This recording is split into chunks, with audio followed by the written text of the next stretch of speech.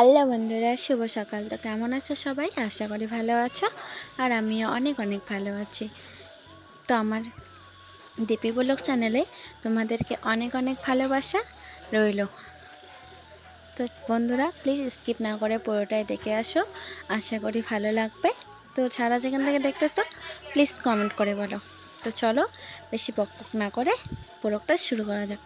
তো দেখো, তোমাদের সাথে কথা বলতে বলতে আমার ওইদিকে বারান্দাটা ছাদ দেওয়া হয়ে গেল। এখন আমি ছাড়তেছি আর কি উঠোনটা।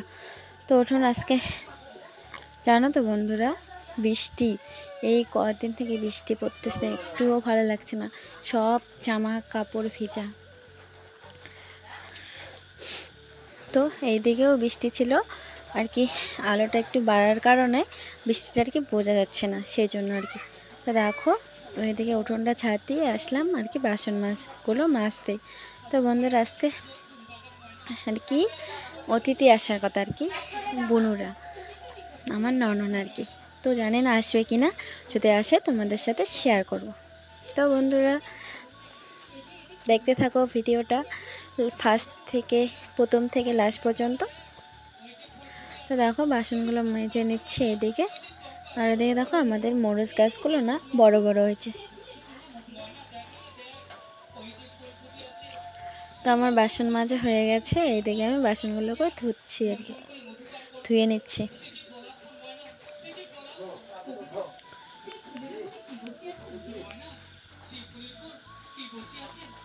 তো আমার বাসন ধোয়া হয়ে গেল। হওয়ার পরে বললাম না, আজকে কয়েকদিন থেকে অনেক বৃষ্টি, সেই কারণে অনেক জামা কাপড় আর কি ধুয়ে দিচ্ছি, সেগুলোও শুকায় নেই, আর জায়গাও নেই কোথায় দিব, সেই জন্য আর কি আবারও জামা কাপড় হচ্ছে। তো শুকান জামা কাপড়গুলোকে রেখে দিলাম, আর যেগুলো একটু বেশি আর কি ভিজা ভিজা হয়ে গেছে বৃষ্টিতে, নেত্রা হয়ে গেছে আর কি, কেমন জানি দেখতে আর খারাপ লাগে দেখতে, কেমন যদি বেশি দিন রাখো তবে না কেমন গন্ধ করে কাপড়গুলোকে, সেজন্য আর কি ভাবলাম ধুয়ে দিয়ে যদি জলটুকু আর কি মিশে হয়, একটু একটু আদা শুকনো হয়, তাতেই অনেক, তাতে তখন ফ্যানের হাওয়ায় দিয়ে শুকাবো, সেই জন্য আর কি এগুলোকে ধুয়ে দিচ্ছে এদিকে। তো অনেক জামা কাপড় আছে ঘরে মেলানো, আর এইগুলো ধুচ্ছি, কারণ এগুলো আজকে একটু হয়তো রোদ দিতে পারে, তো জানি না রোদ দেবে কি না, যদি দেয় তবু বলবো, তোমাদের সঙ্গে শেয়ার করবো। তো বন্ধুরা, স্ক্রিপ্টটাতে ব্লগটা দেখতে থাকো।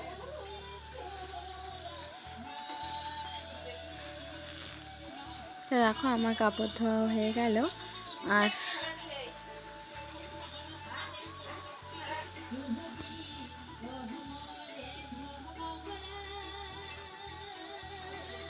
কাপড় ধুয়ে একেবারে ওইদিকে তখনই আর কি কাপড়গুলো ধুয়ে একদম ভিজে গেছিলাম, সেই জন্য আর কি ওইদিকে চান করে আসলাম, চান টান করে নিয়ে একবারে আসলাম রান্নাঘরে, কারণ মেয়েকে মা দেখছে, তো সেই জন্য আর কি আমি ভাবলাম আমি রান্নাটা করি।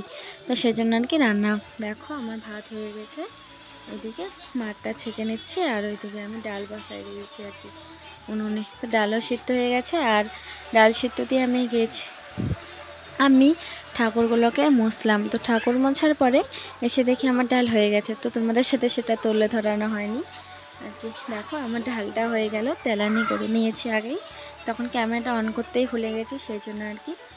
তো এটা করে তারপরে দেখো, মা কাঁঠাল বেচছিল, কাঁঠাল রান্না করছে, আমাদেরকে বলছিলাম না কাঁঠাল খাবো, সেই জন্য আর কি কাঁঠালগুলোকে এখন রান্না করে নিচ্ছি।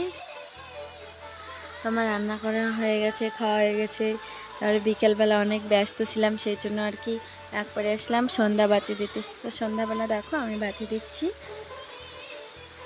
আর সারাদিনে প্রচণ্ড পরিমাণে বৃষ্টি ছিল, কি বলবো। আর বন্ধুরা, তোমাদের ওইদিকে কেমন বৃষ্টি হচ্ছে প্লিজ কমেন্ট করে বলবে। আর আমাদের এইদিকে প্রচণ্ড পরিমাণে বৃষ্টি হচ্ছে, প্রতিদিন বৃষ্টি, এই যে রাত্রে 2টা 2:30টার দিকে চালু হয়, সারা দিন যায়, আর যদি রাত্রে চালু হয় আর কি সন্ধ্যাতে, তাহলে আর কি 9, 10টা 12টা পর্যন্ত থাকে, 1-2 ঘন্টা থাকে না বৃষ্টি, তারপরে আবার বৃষ্টি নামে, এইভাবেই কেটে যাচ্ছে।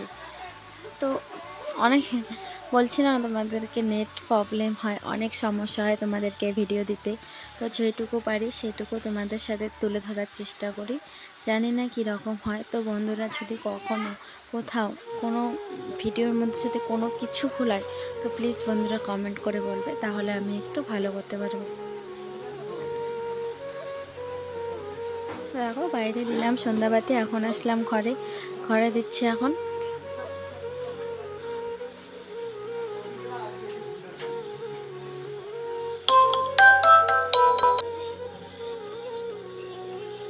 বাগদা দিচ্ছি, আর কি করবো বলো, সারাদিন যেটুকু করি সেটুকু একটু একটু করে তোমাদের সাথে শেয়ার করার চেষ্টা করি। জানি না কীরকম হয়।